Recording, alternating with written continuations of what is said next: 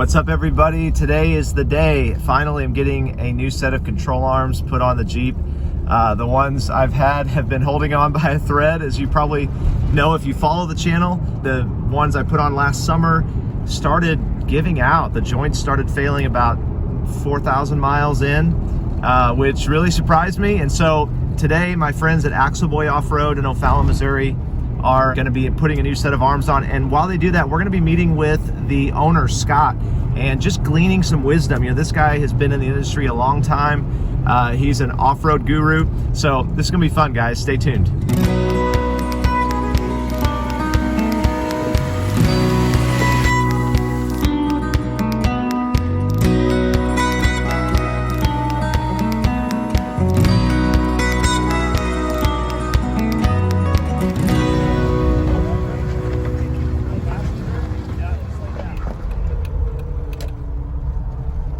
Hey everybody, welcome to 4x Trail. I'm Caleb and I'm here today with Scott Carline, the owner of Axleboy Offroad in O'Fallon, Missouri. Yeah. And these guys are awesome. I thought while the Jeep's getting worked on, let's just get a chance to talk with Scott. Scott, you got so much wisdom. We were just going through the shop out there. He was just spouting off stuff like, I need to be recording this because there's just so much experience just here at the shop, and you've seen some rigs in your time. Seen some rigs, yeah. Probably some things that you're like, if they had not done this, they probably wouldn't be here in the first place. Yeah, for sure. So, you know, my whole background is master tech at a Jeep dealer. Okay. So for years. Sure. So I was a Chrysler Gold certified and kind of the head tech. And I did that for about 9 years before I opened up this. So, okay. So yeah, so I've got kind of the dealer side and the new car, and then that kind of transitioned into the modified Jeep, and then 16 years. Wow. 16 years or 17 years of Axleboy. There's usually 40 to 50 Jeeps on our parking lot at all times. Wow. Something like 170 to 200 Jeeps a month go through here. So Dang. we see a lot, and most of them are modified. Most of them are modified or in one way or another, either just for looks or for lots and lots of trail usage. Your staff, they're enthusiasts themselves. They're are not just working here. Yeah. They own Jeeps. You guys are seeing some of their rigs out in the back parking lot here. You know, these are hardcore people, which I love because you feel it when you walk in. It's having someone like you guys to go to, because there's a lot of DIY Jeep guys out there. I mean, I work on my own Jeep, but it is invaluable having someone that does this for a living, that sees everybody's rig come through, and they can say, okay, here's what you need to do, here's what you don't need to do. Just getting final touches done on it. I mean, this was a frame up build. Wow. This is a 500 horse LS. Just about everything on it is hand built, So the reason I actually came is for new control arms, because as you guys know, mine, man, they did not last very long. And I already did a video on that, but it kind of surprised me. The Johnny joints weren't working for, I guess, the daily driver aspect of, from talking to you, that's kind of what wore them out, maybe, is the daily driver aspect. But yeah, mine were not working for me. So I put those on last summer and did it in my garage by myself. First time doing control arms, so it took me a while. It's a pretty straightforward process, but it just took a lot of elbow grease, and especially getting the Jeep aligned to even bring it to you guys to get a chassis set up.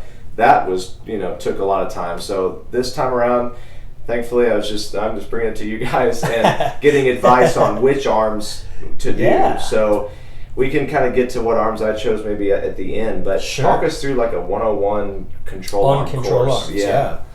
So the first thing that we like to talk about when we talk about adjustable control arms or extended length control arms, I really like to go into detail about wheelbase, because that's kind of one of the first things that happen. And so the geometry of a 4-link, if our axle bolts here and we bolt to the frame here and then we droop down, the geometry just pulls everything in. Sure. So if we do, a 3-inch lift, we're probably pulling 2 inches out of the wheelbase, right? So all of a sudden we're shorter. Not only that, it looks kind of funny. Like you're looking at it, you're looking at the wheel well, the tires are in, So a lot of times what people don't realize is when they droop the suspension, everything's coming into the middle. And then when they compress, it's actually going the other way. everybody always says, "Oh man, my drive shaft's going to fall out when I hang the suspension." Well, it's actually the other way. One of the ways we combat that is just to do a longer control arm. Mm-hmm. Okay, so we try to put the wheelbase kind of back where it needs to be. If you walk out and look at a stock Jeep, the control arms are pretty close to parallel to the ground, right?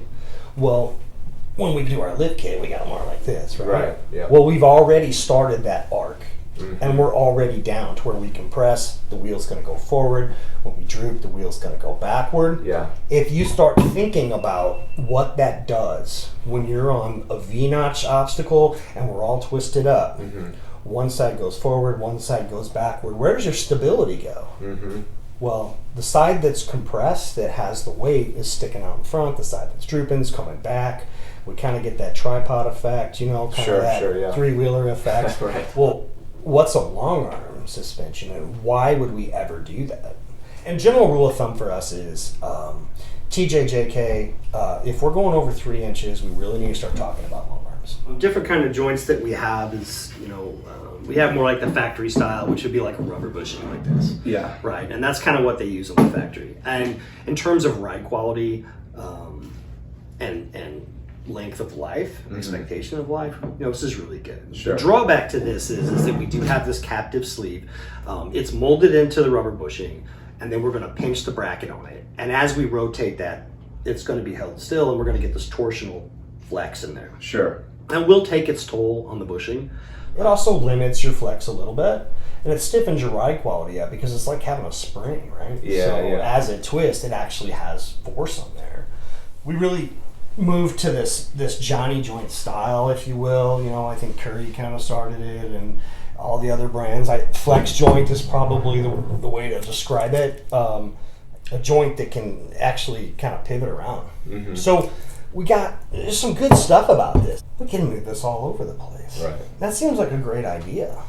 The drawback to this kind of thing is that when we actually get in here, we've kind of got the ball that has the sleeve, right? This is kind of our gyro ball, if you will. Yeah. And then we've got these polyurethane races. And if you feel that, that's kind of a plastic. Yeah. The problem with this is that polyurethane really doesn't have a lot of memory. So what do we do when we flex? We push everything as far as it'll go to the limit. There's no memory or very little memory to polyurethane. Yeah. If you go past its point of normal travel, it up and that's Right, it. It's right. not coming back. That makes right? sense, yeah. And so we find that they don't last very long. It doesn't really seem to matter the brand. Some might last a little longer than others, but this just isn't something that seems to last on the road very well. Yeah. I know that there's people that will argue with me about it. We've tried a lot of different brands, and we have found that it's just on a dual purpose rig, it may not be the best choice. Mm-hmm.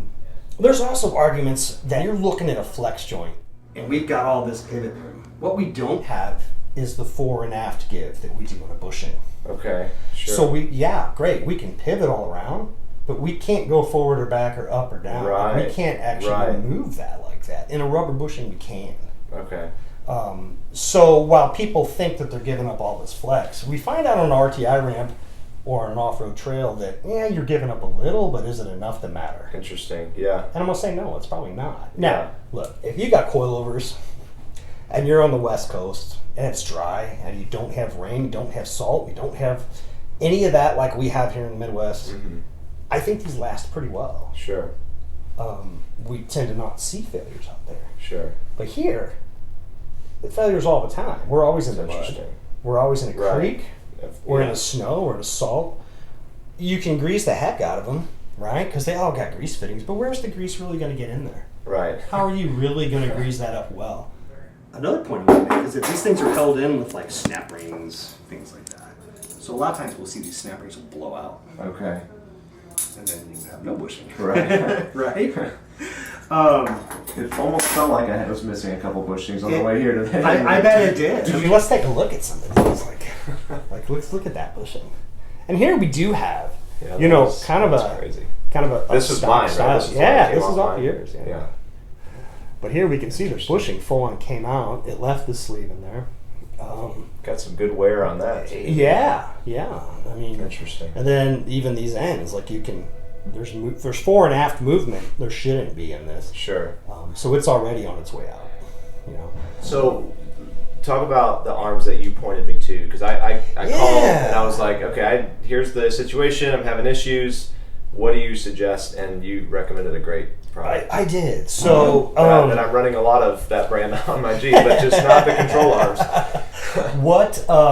One that's come out in the past year or so is Teraflex has come out with their IR bushing, okay, which stands for independent rotation. Okay. And so with this arm, we have some really nice features that we're going to use that stock style bushing, okay? So we've got a rubber bushing. It's going to be quieter. It's going to be smoother, okay? We talked earlier about how the captive sleeve twists and gives us that torsion, okay? IR stands for independent rotation. What they've done is they have a sleeve that's molded into the rubber, and then they have a sealed bearing on another sleeve. Oh, nice. Okay. Right? So when we tighten this down, that sleeve rotates without any friction or anything. Nice. It's completely maintenance free. It's got O-ring style seals in it. It doesn't wear out. We've got some of these that got 20, 30,000 miles of hard wheeling and hard driving. No problem. That's awesome. Which I feel pretty good about. I like to hear that. Yeah. Even the Alpine arms that had the standard bushings, the standard Alpine arms, we see those go 60, 70,000 miles and they're still in service. So, that's awesome. They do last, but this gives us that added advantage of no resistance. Now, what does that mean? It's easier to flex, okay, number one, because we're not having to we're not twisting that bushing out at all. It's easier to install. We talked about the captive sleeve. We talked about how it really needs to be tightened at ride height, not up in the air on jack stands. Ride height. That way, there's no. That's preload. An interesting point. So just restate that, because I think that's important for people to know. It is, and that's something that we find that people forget when they put their lift kit on.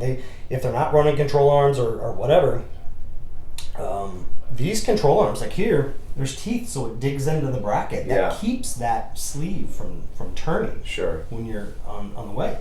So if we're up on a jack and we have our suspension hanging, and we tighten this up as tight as we can get it, well, what happens? When we put the weight on the vehicle, we're wrapping that bushing up, and then you have all that force. So one, it's going to wear out faster. Okay, because it's twisted, it's got all this force on it. It's going to try to rip itself out even harder. Two, our ride quality goes away. We just added a rubber spring, right? And so that makes so much sense. When you said that the other day, I was like, oh, yeah. A lot of people don't think about that. The IR joints solve that for us. It really doesn't matter. Now, another thing that I want to talk about is this. If you notice the different types of arms, okay, here's our standard Alpine arm. We've got an aluminum collar and we've got a split tube for the threads. And we torque that down. We've got Allen cap screws in there. Versus one like this, okay, where we have this sealed up arm and we've got a jam nut. Okay. So when you take this style arm in a 4,000 pound, just 4 to 6,000 pound Jeep, and you flex it out, and you reach the end of the travel of the bushing and whatever, what do you think happens? You think that little lock nut's going to keep it from twisting? No. So what happens? It comes loose. It comes loose all the time. Right? Makes sense. Okay. With this pinch collar, we do a couple things. One, we are actually applying active pressure to lock the threads down tight. Okay. This really isn't going to come loose. But what's going to happen if we got to twist it? It's going to let it twist. Right? But is it going to be loose when we're done? It's not maintain that pressure. Yeah, that's good. Yeah, so what we get is we get the added flex of, hey man, I need to twist, I'm going to twist. And then I'm not loose, right? Versus this, if we loosen it up, well then what do we have? Well, all thread has an amount of play, right? There's an amount of slot that you can feel pulling in it.